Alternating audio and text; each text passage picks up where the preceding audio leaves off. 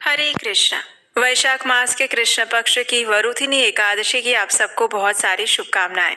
एकादशी का दिन एक ऐसा दिन होता है जब भगवान श्री कृष्ण की शुद्ध भक्ति का पालन करके उनकी सर्वोच्च परम गति प्राप्त कर सकता है।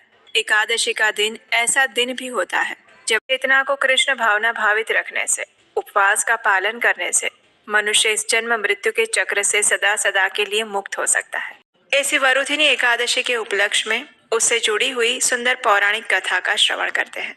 आइए आज की वरुथिनी एकादशी व्रत कथा आरंभ करते हैं। गर्ग संहिता में एक सुंदर संवाद आता है जिसमें एक दिन वृंदावन में सभी गोपियां श्रीमती राधा रानी से पूछती है, वृषभानुसुते दिव्ये हे राधे कंजलोचने श्रीकृष्णस्य प्रसादार्थ वद किंचित् व्रतं शुभम् तव वश्यो नन्दसूनोर्देवैरपि सुदुर्गमः त्वं जगन्मोहिनी राधे सर्वशास्त्रार्थपारगः।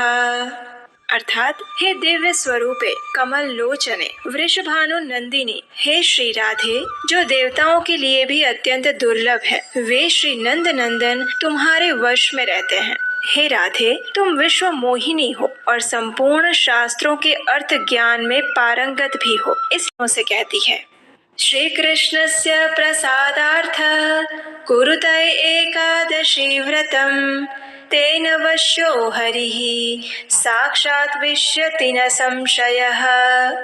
इसका अर्थ है, श्री कृष्ण की प्रसन्नता के लिए आप सभी एकादशी व्रत का अनुष्ठान करिए, उससे साक्षात श्री कृष्ण तुम्हारे वश में हो जाएंगे, इसमें कोई संशय नहीं है।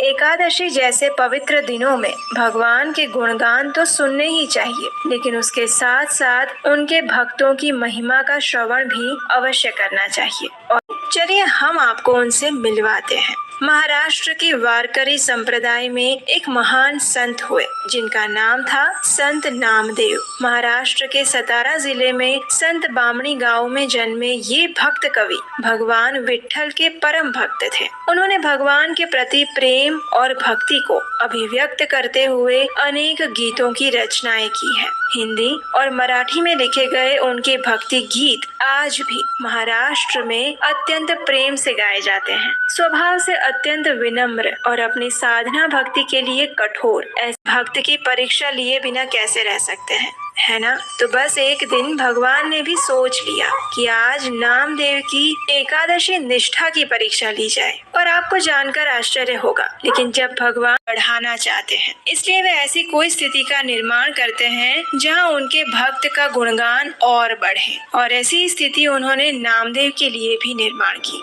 एक समय एकादशी तिथि का दिन था। हमेशा की तरह संत नामदेव ने भी अपने परिवार के साथ एकादशी व्रत का पालन किया था। व्यस्त थे और वे अपने भजन में व्यस्त थे और उसी समय स्वयं भगवान श्री कृष्ण एक वृद्ध ब्राह्मण का रूप लेकर उनके पास आते हैं। आकर संत नामदेव से कहते हैं, अरे बेटा मुझे कुछ खाने के लिए दे दे, इतने दिनों से भूखा हूँ, कुछ अन्न भोजन दे दे बेटा। इस वृद्ध ब्राह्मण को देखकर संत नामदेव को उन पर करुणा आ गई। उन्होंने, मुझे क्षमा कर दीजिए, आज एकादशी तिथि है इसलिए मैं आपको अन्न तो नहीं दे पाऊंगा। हाँ, लेकिन आप फल, दूध इत्यादि लेना चाहते हैं तो मैं अभी आपके लिए वो लेकर आता हूँ। भूख लगी हुई है, ऐसे में तुम्हारे फल मेरे किस काम आएंगे। मुझे तो अन्न भोजन ही लेना है, अन्यथा मेरे शरीर के प्राण ही निकल जाएंगे।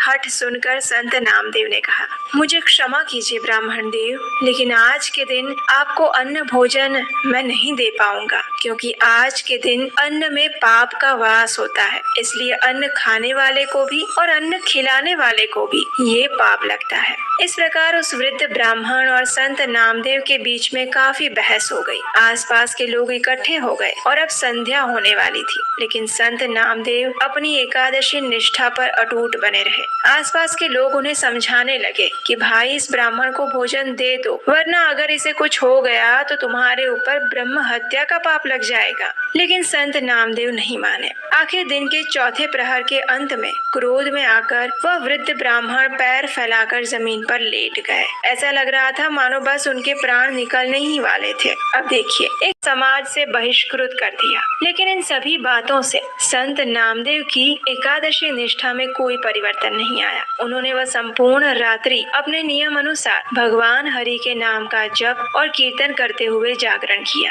प्रातः काल अपने आप को तैयार करके उन्होंने एक चिता बनाई और उस ब्राह्मण के मृत शरीर को लेकर वे उस चिता में बैठ गए। उन्होंने सोचा कि जिस शरीर के द्वारा एक ब्राह्मण की हत्या हुई है, उस शरीर का मैं नाश कर दूंगा। चिता प्रज्वलित होने ही वाली थी कि उसी समय भगवान श्री हरि अपने दिव्य स्वरूप में प्रकट हुए। उन्होंने संत नामदेव की एकादशी निष्ठा की प्रशंसा करते हुए कहा, हे नामदेव, तुम्हारी एकादशी निष्ठा देखकर मैं अत्यंत प्रसन्न हुआ हूँ। मैं तो केवल तुम्हारी परीक्षा ले रहा था। ऐसी व्रत निष्ठा मुझे अत्यंत आनंद प्रदान करती है। आज से तुम्हारे यशोगान में और वृद्धि होगी। और कर भगवान अंतर ध्यान हो गए। जब आसपास के लोगों ने ये दृश्य देखा तो वे संत नामदेव के चरणों में आकर गिर पड़े और अपने मूर्खता पूर्ण व्यवहार के लिए क्षमा याचना करने लगे। उस दिन से सभी लोगों ने संत नामदेव और एकादशी व्रत की महिमा को जान लिया। जो एकादशी मनुष्य के समस्त पाप कर्मों का नाश करने में सक्षम है, करने वाले भगवान के भक्त भी सर्वोच्च कोटि के हैं। इसलिए एकादशी व्रत का पालन करना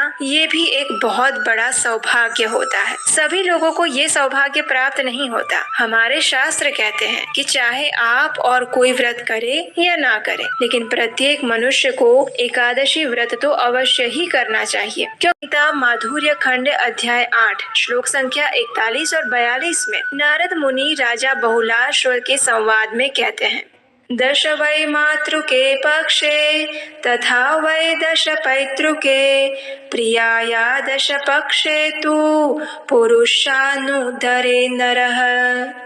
अर्थात जो मनुष्य शुद्ध भक्ति भाव से एकादशी व्रत का पालन करता है, वह अपने मातृकुल की 10, पितृकुल की 10 और पत्नी के कुल की 10 पीढ़ियों का उद्धार कर देता है। तो इतनी पवित्र और मंगलमय है एकादशी तिथि। हम आशा करते हैं कि आप भी इस एकादशी का पालन करने के लिए तैयार होंगे। अगर नहीं है तो हो जाइए, क्योंकि ये मनुष्य का शरीर जो आपको मिला है ना, वो आपके कुछ पूर्व अच्छे कर्मों के कारण मिला है। इस मोबाइल या पार्टीज में इन सबको बर्बाद मत करिए। आपको पता भी नहीं चलेगा कि कब बालों में सफेदी आ गई और कब इस शरीर को छोड़ने का समय आ गया। और मृत्यु की तैयारी तो अभी हुई ही नहीं। अंत में पश्चाताप के सिवा कुछ नहीं बचेगा। इसलिए अभी समय है, संभल जाइए और अपनी पारिवारिक